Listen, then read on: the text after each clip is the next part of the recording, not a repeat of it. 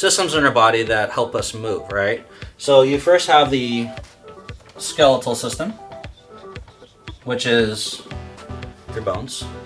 Then you have your muscular system. I don't know why I'm writing it so far, but there I am. I'll just erase this. You have your muscular system, and then you have your nervous system. Now, when you have a muscle imbalance, it's not just because it happened overnight. You've trained your body with your nervous system to move in a certain way, which then possibly caused a muscle imbalance, which then caused more issues in the future. Now, really simple explanation here. Raise your right arm above your head. Okay, if you think about it, how did you do that? Your brain iterated muscles in your shoulder, for example, to fire in order to move your humerus above your head, right? So what I'm trying to get at is your muscle imbalances start from your nervous system, right? So any movement you do, it starts from here. So 1, 2, 3. Probably makes more sense if I reverse that. It didn't happen. So your brain told your muscles to move your bones, right? Now, if your bones are out of place, this is the whole point I'm trying to get at. If your bones are out of place, do you snap them back in place? Do you force them back in place? No, of course not. Because what pulled them out of place to begin with? If there was a car accident or something traumatic externally, then I understand. But what pulled those bones out of place to begin with? And if you snap those bones back in place, well, all that's going to happen is your movement patterns are going to move your muscles, and your muscle imbalances are going to move your bones back out of place again. So by snapping your bones in place, back into place, for example, it's a temporary fix for a long-term problem. And most people, like I said before, have muscle imbalances. So it doesn't make much sense to just constantly correct this. What moves your bones, your joints, in or out of place? Not just your joints. Your muscles move your joints and your bones via your central nervous system. So what I'm trying to say is that in order to correct a muscle imbalance, in order to correct a joint dysfunction, you have to first create better movement patterns and make sure meaning working out. Perfect. Good form. Good form. Right? Correct bad movement patterns. Bad movements.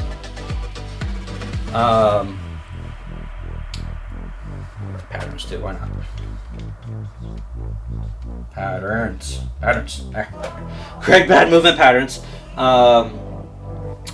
Now, it's really hard to correct bad movement patterns unless your muscles are balanced first, right? Just because if your shoulders are locked forward because your chest is so tight, it's going to be impossible for you to get your shoulders back all the way and activate the rhomboids. And that's what you really need is to get your opposing, the antagonist muscles to fire. So, step number 2 is correct muscle imbalance. Then, as soon as you have your muscle imbalances corrected, you're able to get the full range of motion, meaning pull your shoulders back, and you're producing good form when you work out. You're able to row with full range of motion. Eventually, over time, what happens is your shoulders start setting back, and they stay there instead of rolling forward all the time.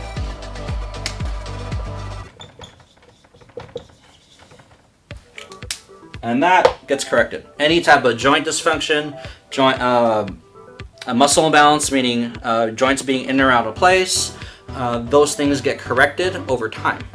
And this is more of a permanent solution versus, not to knock on chiropractors, I like what they do in the sense of massage, but instead of just popping your joints in and out of place, because that's more temporary. And what ends up happening is every single time you pop your spine, for example, or pop a joint in or out of place, you're slightly hyperextending tendons and ligaments. And what happens over time is those tendons and ligaments get weaker and weaker and weaker and more unstable, more unstable, and more unstable. So what happens is those joints tend to become, they go out of place more often or more frequently, and then it makes matters worse. So instead, if you're trying to correct a muscle imbalance, attack the issue. The issue is tight muscles, the opposing muscles are weak, and bad movement patterns. Once you can correct your central nervous system and your muscle balance, your skeletal system falls in play, and you correct any muscle imbalance whatsoever.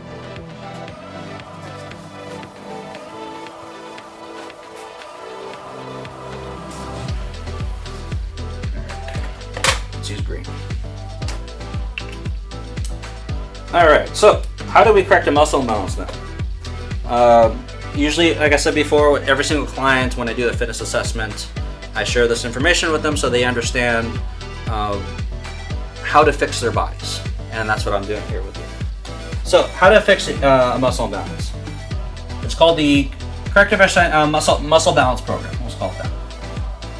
Muscle Balance Program. All right. So, with the Muscle Balance Program that I've learned from NASM, and I put a little twist on my side what to do. You first have to inhibit the muscle group. All Inhibit means is massage. I have a massage table at my facility, and I do trigger point therapy on my clients in order to help them release their knots, and also I teach my clients how to release their knots on themselves. So when you contract the muscle over and over and over again, it doesn't matter how, and either isometric or concentric contractions over and over and over again, what your body does is, in order to repair that muscle tissue, sends a protein synthesis on top of that muscle. And what ends up happening is that the muscle kind of just freezes with gunk on it, and it gets really, really tight. And your body is it doesn't really understand how to release its own adhesions. It just kind of just gets tighter and tighter and tighter until it possibly it calcifies and feels like a giant tumor in the area, and that's what we call a knot or an adhesion. The easiest way to release a knot is through time under tension. You can do deep tissue massage, that works. It helps get blood flow in the area. From what in my experience with doing this for almost 20 years, trigger point therapy is one of the most effective because it's all based off time under tension. And what you want to do is you want to excite the Golgi tendon organ. No, that's for static stretching. I'm sorry. We're going to get to that in a second. What you want to do is find a sore spot when you roll out, for example, or you roll out or massage, and you want to hold it there until it releases. Now, I used to have really bad sciatica at one time, and it only lasted a couple days. And reason being because my piriformis got really tight.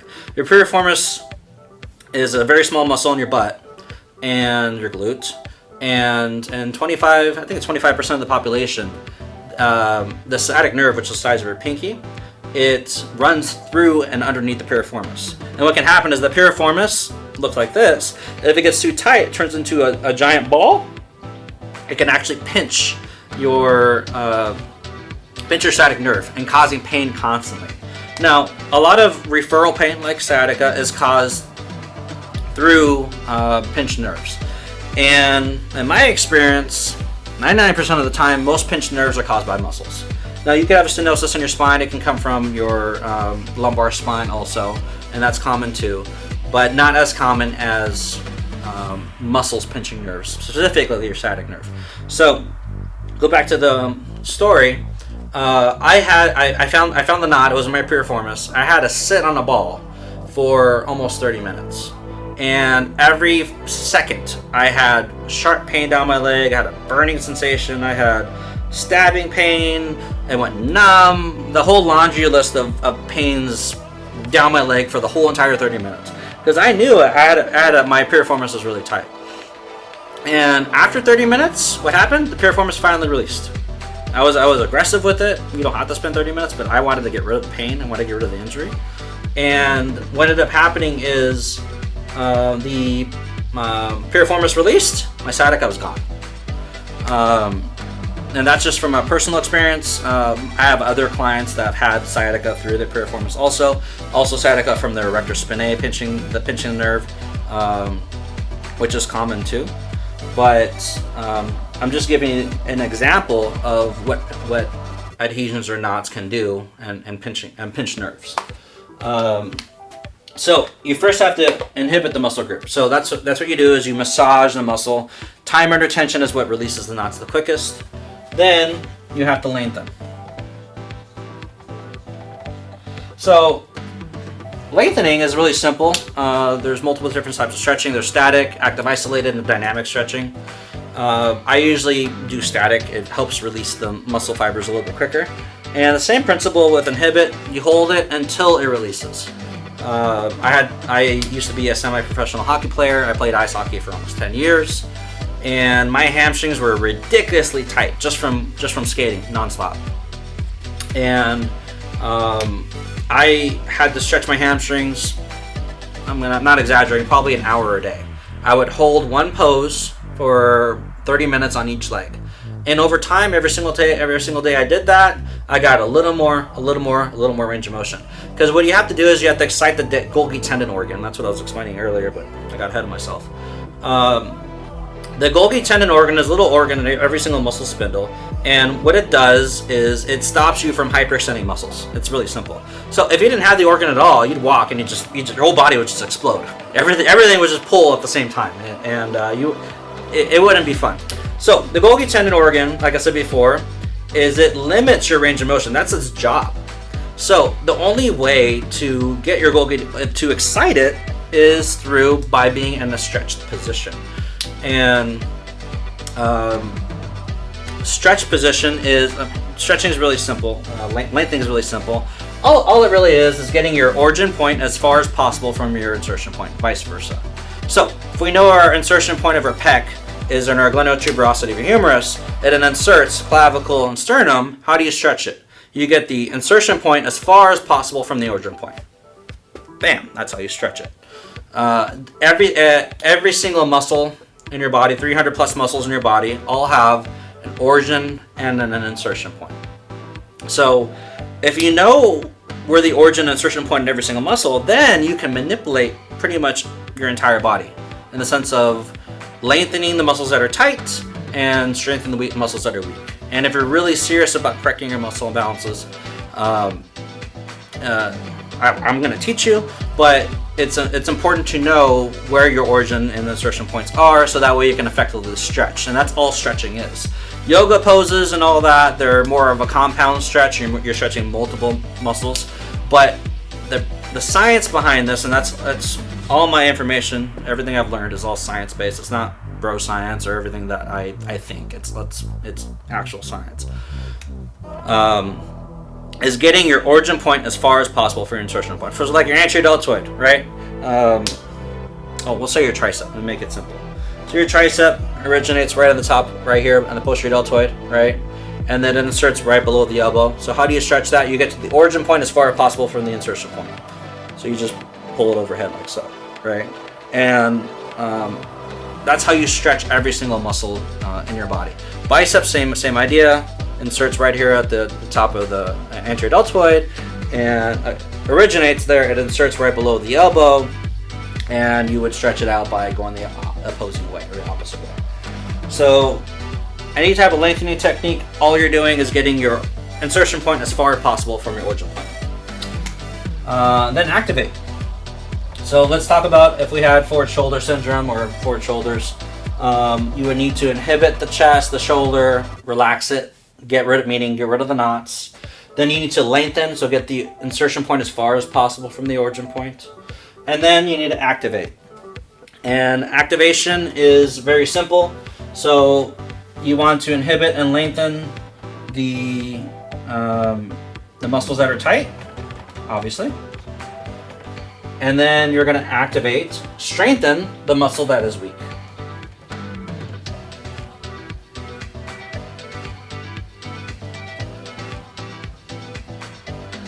Strengthen. There you go. Tight muscles. So no one gets confused here. So inhibit and lengthen, you want to tight muscles, focus on those, and activate is strengthen the weak muscles. So again, if my chest is tight, it hyperextends, or the antagonist of that is my rhomboids, medium lower traps. Those are the muscles that, and my external rotator cuff, those muscles would, if they were tighter, they would do the exact opposite, right? And when we talk about activation, activation is really simple. Get the insertion point as possible to the origin point. So activate my bicep. I'm going to pull my forearm to my shoulder. That's where my bicep inserts and contracts. Same idea with your chest. I get my insertion point as close as possible to the origin point. And that's how your chest fires. That's how your chest contracts. And which I'll explain later in another series about activation. That's why proper form is so important, because if you're trying to do a bicep curl and you end up doing this or anything like that versus isolating and focusing on the bicep, you're effectively using a lot more muscles for the bicep curl than actually just the bicep.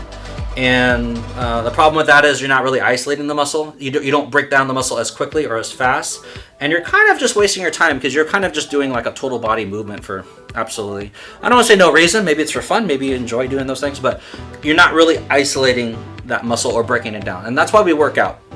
We work out to create micro tissue damage in order to create a micro adaptation for your body to get stronger next session or next time.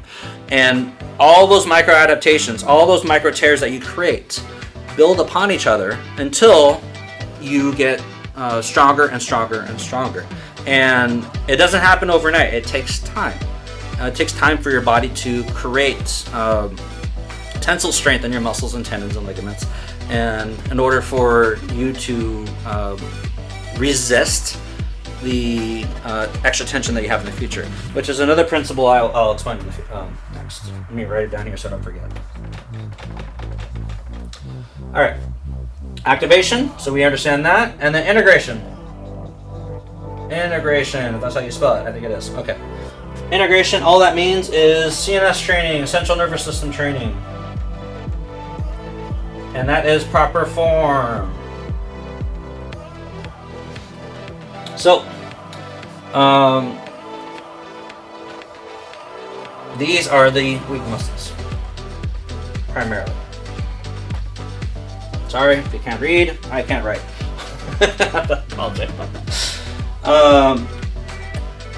So what happens is you do the cycle, you start here, and then you do this, and you do this, and you do this, all in the same session.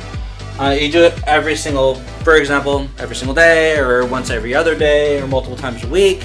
Eventually, over time, what will happen is you start creating new muscle memory, and you start creating muscle balance, and that's why I call it the Muscle Balance program, because you are effectively changing the length tension relationships between your muscles. So you're loosening up your chest, you're tightening up your back. Over time, your joints naturally fall in place. And every single day is going to be, I don't want to say a battle, but every single day you have to be aware of your posture. Because even though you pull your shoulders back and everything's fixed, what happens if you're slouching all day at work again, right? In front of the computer or whatnot, doing this all day. What happens is you're training your chest to get tight again, and you're training your upper back to get weak, or you're hyperextending again. And what happens is it's almost like a tug of war. Who's going to win? Your bad posture during the day, or you over-exercising the wrong muscles all the time, or your corrective therapy every single time. What's going to win? And muscles are they're pretty easy to understand in the sense that muscles have memory. And the more you teach a muscle to be a certain way, it will be there. The more I train my chest and not activate my back, or strengthen my back as much, what's going to happen? I'm going to roll my shoulders forward. It's that simple. So, that is the Muscle Balance program. Any questions? Leave a comment. I'm more than willing to give you any information you're confused about.